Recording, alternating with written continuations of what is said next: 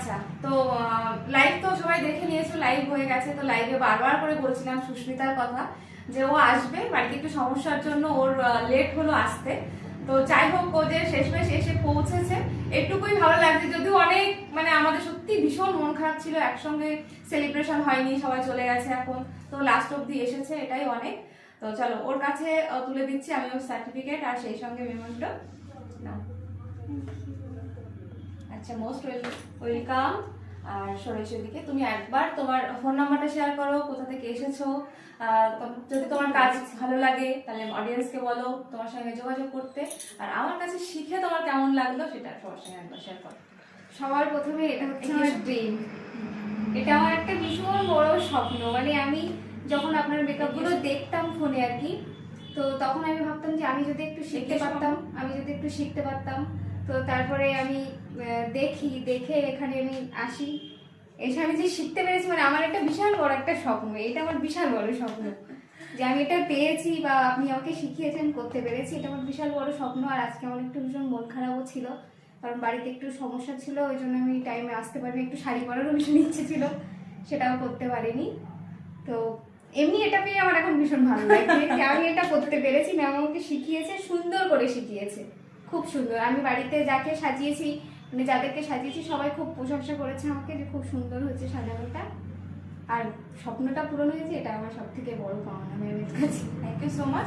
ওর কাজ যারা তোমরা দেখোনি, আমি অবশ্যই বলবো আমার প্রিভিয়াস যে ভিডিও আছে ওদের কাজের ভিডিও, অবশ্যই ভিডিওটা তোমরা দেখো। যেহেতু লাইভটা এখন থাকে না, 30 দিনের পরে লাইভটা থাকে না, নষ্ট হয়ে যায়। তো অবশ্যই ওদের ভিডিওগুলো তোমরা দেখো যে কেমন ওরা ফাইনাল এক্সামে কেমন কাজ করেছিল। তো দেখলে বুঝতে পারবে এত সুন্দর, মানে প্রত্যেকের কাজ এত নিট অ্যান্ড ক্লিন, এত সুন্দর ছিল যে কিছু বলার নেই।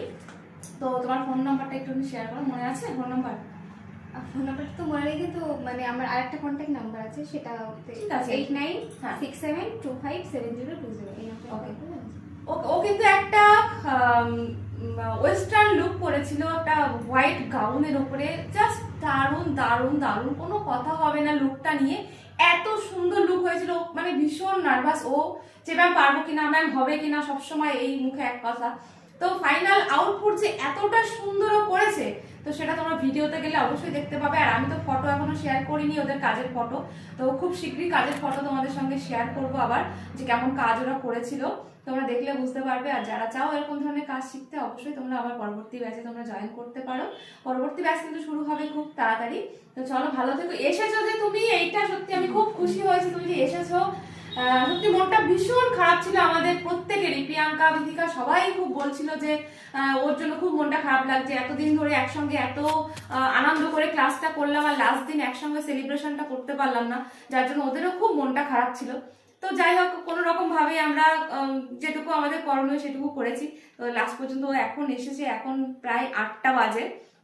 তো এখন এসে ও পৌঁছেছে, যাক ফাইনালি এসেছে, এটাই অনেক। তো ঠিক আছে, খুব ভালো থেকো আর প্র্যাকটিস করো, কাজ করো। আমি চাই যারা কাজ শিখে বসে থেকো না, কাজ শিখে কাজ করো। যারা শিখছো, কষ্ট করে শিখে কাজ করো, তোমরা বসে থেকো না কেউ।